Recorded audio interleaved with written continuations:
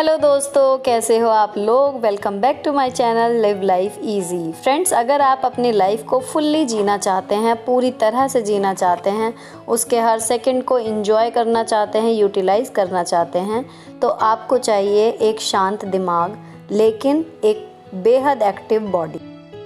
और इन्हीं दोनों चीज़ों की वजह से फ्रेंड्स मैं इतने सारे काम मैनेज कर पाती हूँ, जिसकी आप लोग बहुत तारीफ़ करते हैं, बहुत सराहते हैं, इतना प्यार मुझे देते हैं। उसके लिए I am very grateful to all of you.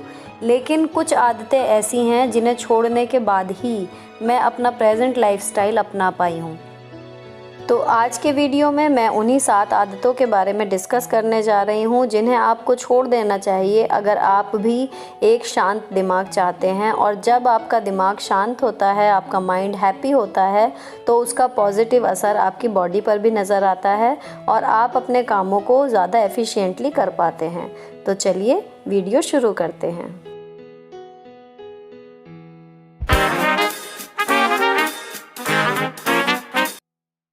पहली आदत है फ्रेंड्स नेगेटिव सेल्फ टॉक, यानी अपने बारे में नेगेटिव बातें करना। कभी भी उन चीज़ों पर ध्यान मत दीजिए ज़्यादा जो आप नहीं कर पा रहे हैं या नहीं कर सकते, उसके बारे में ज़्यादा सोचिए ही मत। चाहे रीज़न कुछ भी हो ना कर पाने के, लेकिन अगर आप कोशिश करने के बाद भी वो काम नहीं कर पा रहे हैं तो इट्स ओके, अपने आप से कहना सीखिए और उन चीज़ों पर ध्यान लगाइए जो आप अच्छे से कर सकते हैं। आप उनके बारे में बात कीजिए कि हाँ, ये काम मैं नहीं कर पा रहा, उसकी बजाय आप ये सोचिए कि ये काम है जो मैं बहुत अच्छे से कर सकता हूँ। ऐसा करने से आपका माइंड हैप्पी फील करेगा और हो सकता है जो काम आप नहीं कर पा रहे, थोड़ा थोड़ा आप वो भी काम करना सीख जाएं। दूसरी आदत है फ्रेंड्स जो हमें छोड़ देनी चाहिए, वो है अपने कामों को अधूरा छोड़ देना। मैं मानती हूँ कि कुछ काम इतने लेंथी होते हैं कि चाहने के बाद भी नहीं हो पाते। अगर मुद्दा समय का है तो आप उस बड़े काम को छोटे छोटे कामों में बांट सकते हैं और एक बार में उसके 1 या 2 हिस्से ही अपने माइंड में लेकर बैठिए कि इतना मुझे करना है, तो वो पूरे हो जाएंगे। लेकिन अगर मुद्दा इसके अलावा कोई और है तो उसको आड़े मत आने दीजिए। जो काम आपने हाथ में लिया है पहले उसको तरीके से पूरा कीजिए, उसके बाद ही दूसरे काम की तरफ बढ़िए। तीसरी चीज़ फ्रेंड्स जो हमारे मानसिक शांति को छीन रही है, वो है हमारे को एक आदत है अपना फ़ोन बार बार चेक करने की, बहुत ज़्यादा बार चेक करने की। भले वो व्हाट्सएप हो, फेसबुक हो, इंस्टाग्राम हो या यूट्यूब हो।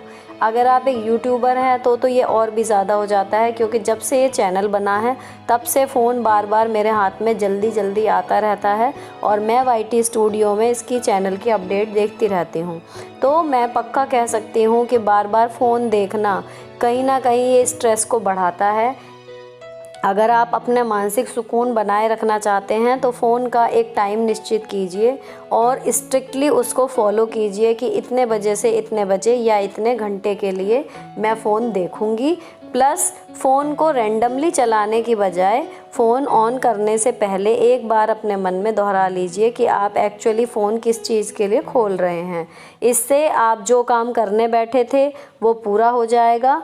प्लस टाइम फिक्स करने से आप एक लिमिटेड टाइम तक ही फ़ोन चलाएंगे। इससे भी आपका मेंटल पीस जो है वो बहुत मेंटेन रहता है। बहुत ज़्यादा फ़ोन देखने से भी हमारे जो दिमाग की शांति है ना, वो ख़त्म हो जाती है। चौथी आदत है फ्रेंड्स डिसऑर्गेनाइजेशन, यानी अपनी चीज़ों को बेतरतीब तरीके से रखना और आलस।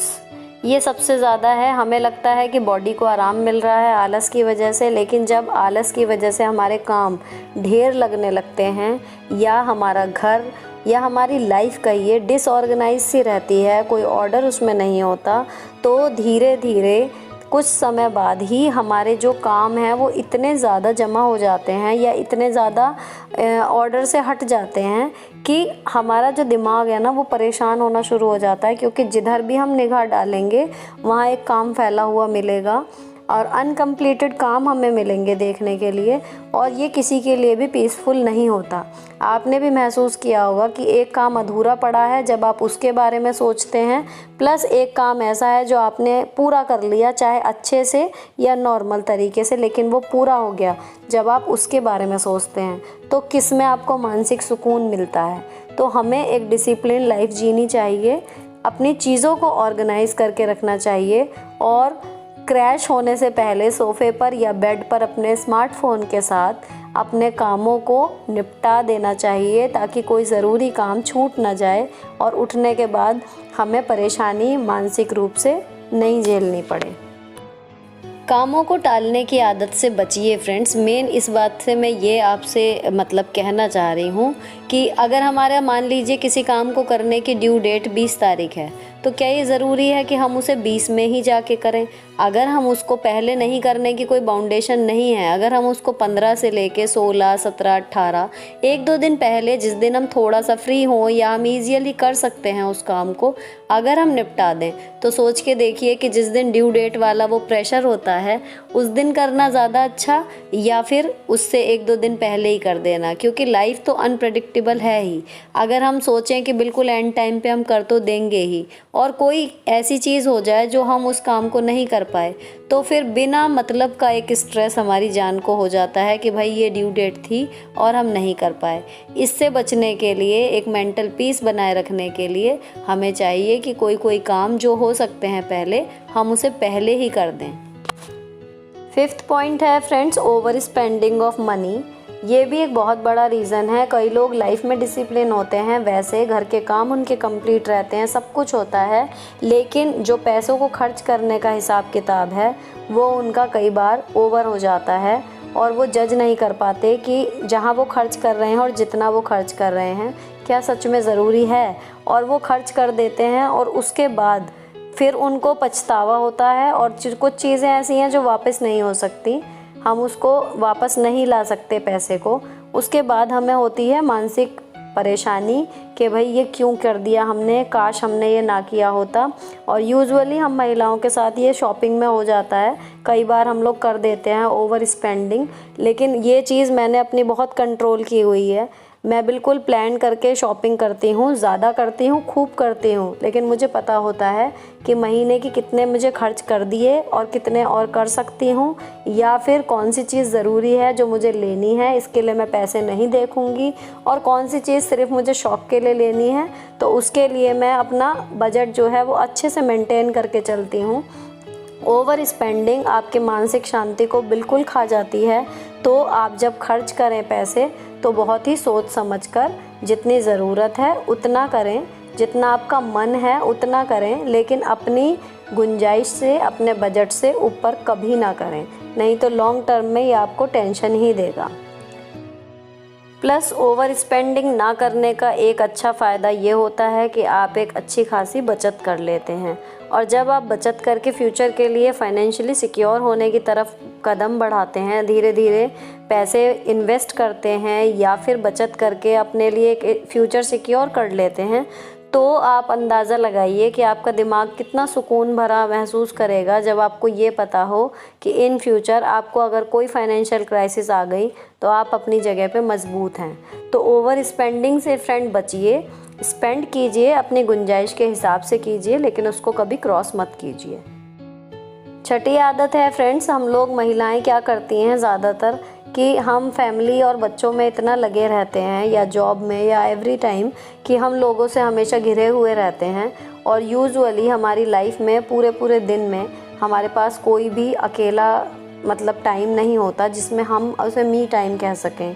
तो अगर कोई भी महिला इस तरीके की लाइफ जीती है कि उसके पास कोई मी टाइम है ही नहीं, पूरा दिन, हफ्ते में, महीने में एक आध बार मुश्किल से मिल पा रहा है, तो वो इनफ नहीं होता।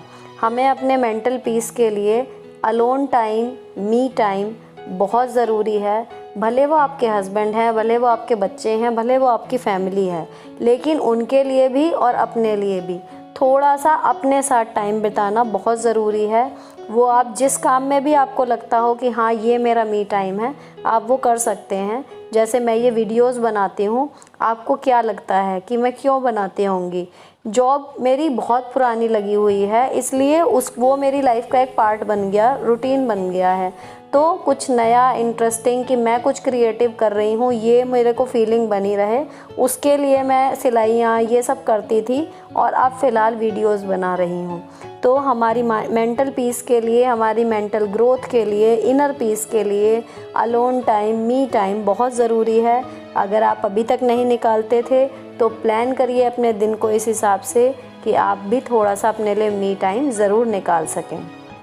इसके लिए मैंने अपने चैनल पर पूरी सीरीज़ अपलोड की थी कि आप अपना पैशन कैसे फाइंड कर सकते हैं और उस पैशन के लिए टाइम कैसे एक्सट्रैक्ट कर सकते हैं अपने बिज़ी से बिज़ी शेड्यूल में भी।